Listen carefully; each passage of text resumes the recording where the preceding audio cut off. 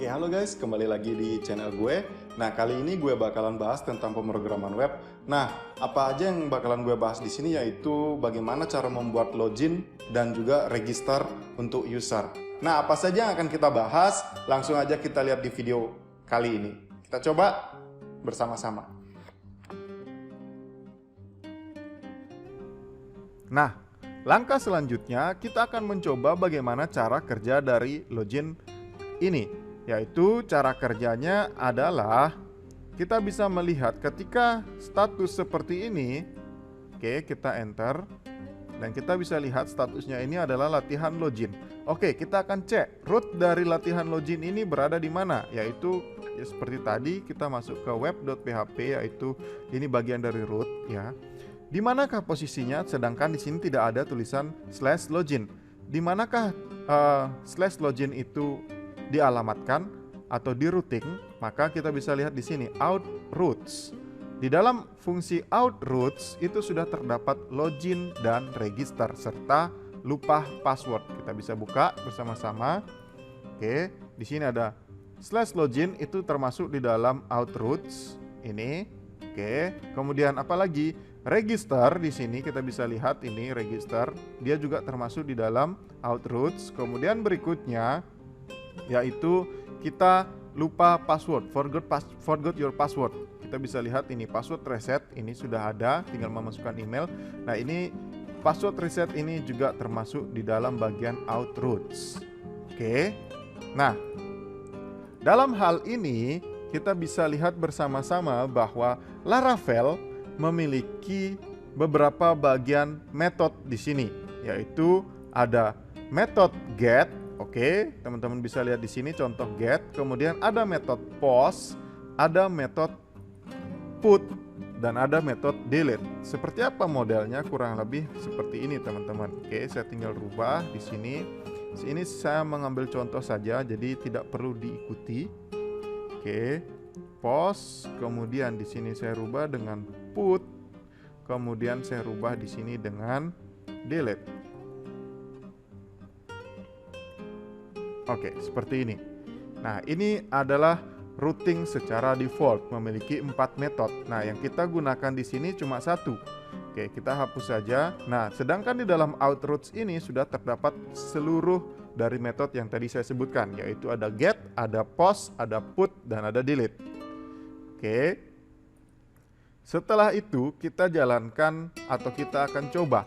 Ketika user mengisikan email dan user mengisikan password, ketika dia mengetik tombol login, maka yang dijalankan adalah post.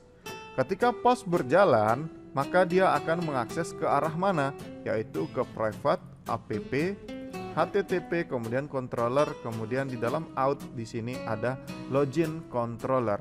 Oke. Nah, di sini dia akan mengecek di sini. Username dan password akan mendarat ke sini.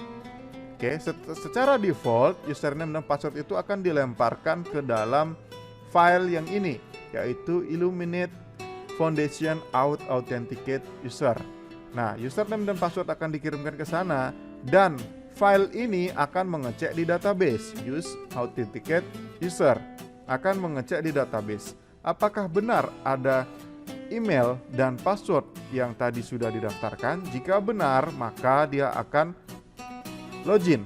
Nah, jika salah, maka dia akan logout atau secara default dia akan keluar. Nah, jika dia berhasil login akan masuk ke /home atau secara default masuk ke home controller tadi. Tapi jika tidak, maka dia akan keluar. Keluarnya itu akan kembali ke sini seandainya saya akan melakukan kesalahan. Oke, dia akan kembali ke halaman ini dan memberitahukan bahwa kita tidak ditemukan dalam database atau this credential do not match our records. Oke.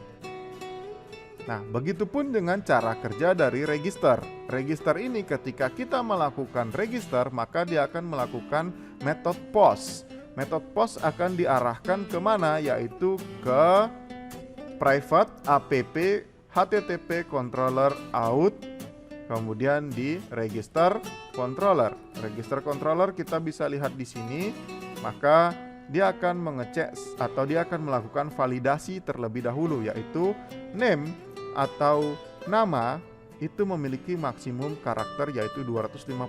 Jika lebih dari itu maka akan error atau menampilkan pesan bahwa nama tidak boleh lebih dari 255. Begitupun dengan email. Nah, di sini email memiliki maksimum karakter yaitu juga sama dengan 255 dengan status yaitu unique. Unique dari tabel users. Tabel users di mana? Yaitu ada di SQL Yoke dan teman-teman bisa buka di sini users. Maka setiap email yang terdaftar tidak boleh sama. Jika sudah ada email yang terdaftar yang sama, maka akan menampilkan pesan error. Saya contohkan.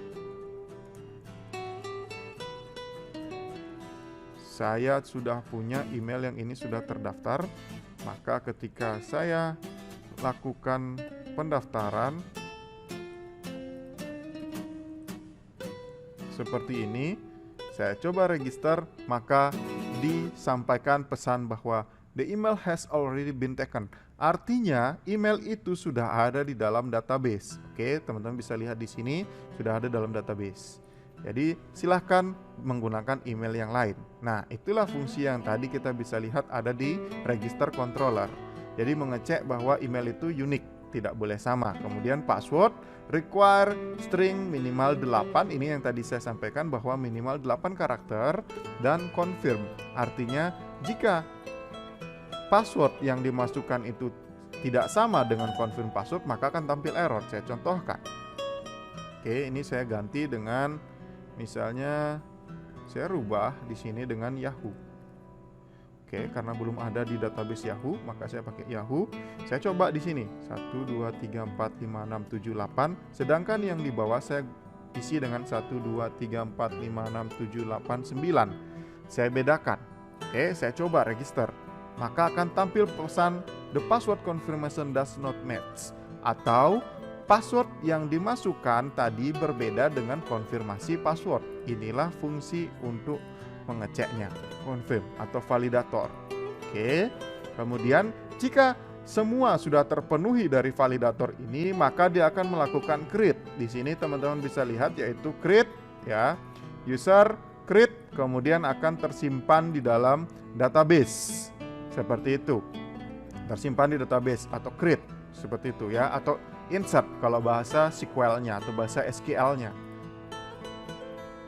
Oke, langkah selanjutnya kita akan coba untuk merubah view dari register ini sendiri. Kita bisa lihat di sini ada name, kemudian di sini ada email address, kemudian sini password, confirm password. Kita rubah dengan menggunakan bahasa Indonesia. Nah, bagaimana cara kita merubah dengan menggunakan bahasa Indonesia? Yaitu kita bisa buka di view dari register, yaitu di mana ada di private, resource, view, kemudian kita masuk ke out dan kita masuk ke register. Nah, di dalam register ini kita bisa rubah di sana tadi yang disampaikan bahwa tadi dia menggunakan name ya. Oke, kita di sini bisa merubah. Kita gunakan di sini dengan nama seperti ini. Saya save. Oke. Kita coba satu, saya save. Kemudian kita kembali ke sini dan kita refresh halamannya. Oke, di sini akan berubah menjadi nama. Begitupun selanjutnya, saya mau merubah ini dengan pendaftaran. Oke, saya save. Kemudian saya refresh. Maka di sini berubah dengan pendaftaran dan seterusnya. Oke. Nah, kurang lebih pengetahuan dari atau cara kerja dari login dan register di Laravel sudah saya sampaikan. Semoga bisa bermanfaat dan apabila ada yang perlu ditanyakan silahkan ditanyakan. Nanti untuk video berikutnya saya akan jelaskan bagaimana cara atau jalan dari model view dan controller dari Laravel ini sendiri.